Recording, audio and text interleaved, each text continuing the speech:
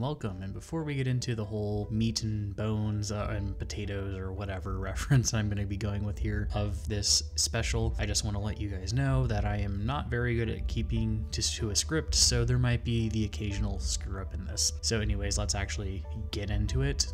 Over the last few years, the LGBT movement has achieved many victories, but few have seriously questioned what needs to be done after achieving these victories. Fewer still have wondered what the well-financed LGBT organizations have been doing in the face of social ills like a declining community and rampant substance and mental health issues. This is all within a context of wider society becoming more and more tolerant of LGBT people. In this special, we are going to be going over what some LGBT charities are doing and what needs to be done. But first, we must go back to Stonewall and start our story there. There are some misconceptions that need to be cleared up before we can get into the meat and potatoes of this special. Everyone who is a part of the LGBT demographic in the United States should know that the movement started in 1969 after the Stonewall riot. How it started and what we are taught are not necessarily the same thing. The Stonewall Inn was a bar for working class gay men, and Sylvia Rivera and Marsha P. Johnson didn't even claim to be there when the riot started, but rehashing that old history is not the point of this special. It's an analysis of where the movement is, why it got there, and what needs to be done today. The LGBT movement as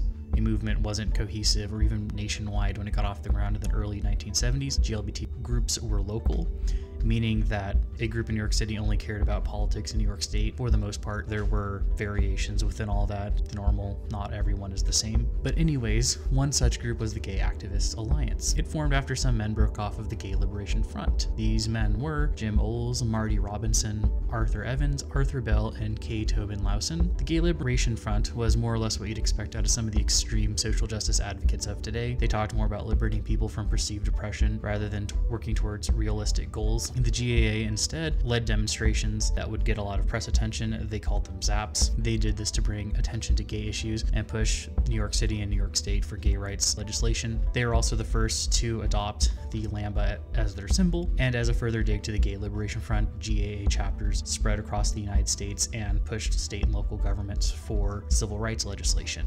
Also in the 1970s, there was a wave of lesbian separatism. Lesbian separatism rose out of the notions that the straight women's movement, being contemporary feminism, at least in the 1960s, and the male left were insufficient to help lesbians, and that they needed to separate themselves to build non-exploitative communistic societies where they could discover themselves and create a political lesbian identity. Modern feminists, on the other hand, don't consider this its own ideology, but as a process to work towards social revolution and cultural change. This is the opinion of one feminist who has studied this and wrote a paper about it in 2014. But from what can be gathered, this is the first major example of communistic rhetoric leading into lesbian advocacy. And since at least one person in the last 40 years has seen this as a good and positive thing within the GLBT demographic, it is safe to say that a lot of people in the intervening years found this to be a very worthwhile process. And not only that, but lesbian separatism was well alive into the 80s at the beginning of the HIV crisis, but also at the same time there were other lesbians that were just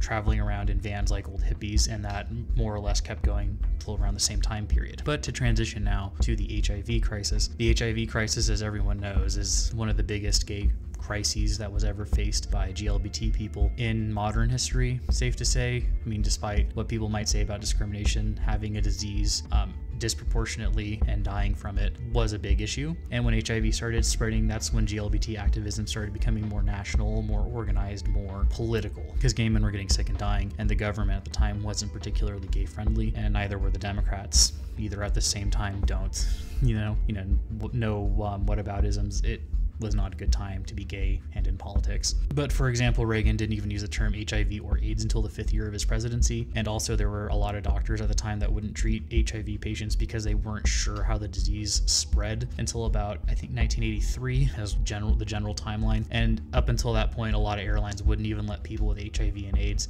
fly in their planes because they thought it could spread through casual contact like the cold. And if you've ever been on a flight, you know that spreading of diseases is always a top concern for a lot of people traveling. And at the time, HIV it still isn't curable, but there was no treatment for it that would extend your life. But during this time period, two notable organizations formed, and one of them was the Gay Men's Health Crisis, and the other one was ACT UP.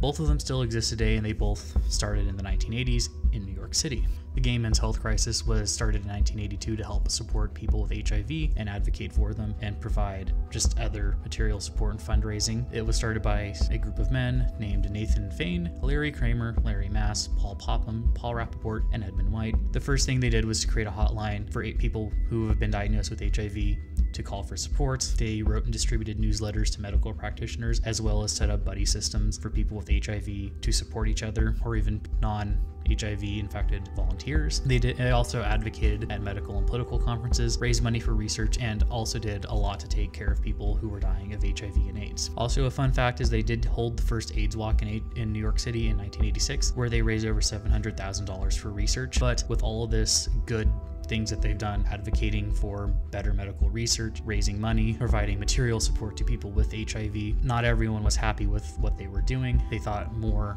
needed to be done, just like is the case with all politics. Someone always thinks more needs to be done, which is where the organization ACT UP comes in. Now, I may be advocating for the idea that we need to be less political, but at the time, this was very necessary, and it still in some ways could be in the future, but as we'll get into it later in the special, that threat may never come to pass, at least not anytime soon. But anyways, ACT UP started as an activist organization, unlike the Gay Men's Health Crisis. They thought they weren't putting enough pressure on the federal government to help gay men facing AIDS crisis. Or to put it more bluntly, they weren't content with just providing material support to people with HIV, and they wanted to put pressure on the government. So ACT UP went down the political route, having sit-ins, protests, you name it, they did it, and they did what they could to put more pressure on the government to help people with HIV. This group, by the way, still in its chapters still largely exist in big cities today. Now they're focusing on Trump, which gets further into the idea that maybe we need to evolve past the political aspect, or the political aspect taking primacy in our community or demographic, whichever you want to go with. And as we will get into the special, we will explain that further.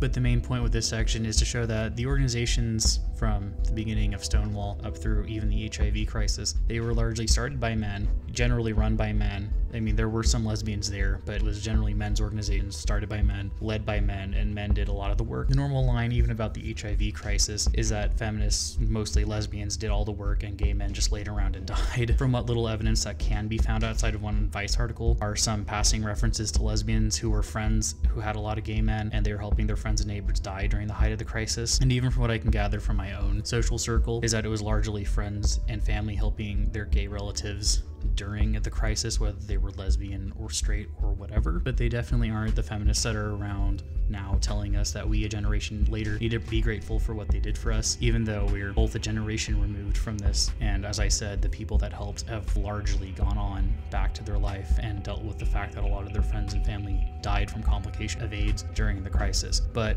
the fact that some of the people that helped, or either feminists or lesbian, the current generation thinks that entitles them to special treatment, even though men still largely did heavy lifting back then and are still doing it now within GLBT organizations, but the men generally command the least of the social capital and have the most issues to be solved. This largely has to do with GLBT and later LGBT movements became more political from the mid-1980s up until marriage equality in 2015. Now the LGBT movement is a rudderless ship floundering about with trans issues without really doing too much to help anyone. In the next part, we'll be going over what some organizations that operate in the San Francisco Bay Area are doing, the money that they receive, and from what a community foundation. These organizations focus on LGBT issues, at least in theory, but what they focus on will paint a picture of neglect of issues faced by gay and bisexual men, and focusing on more general social issues.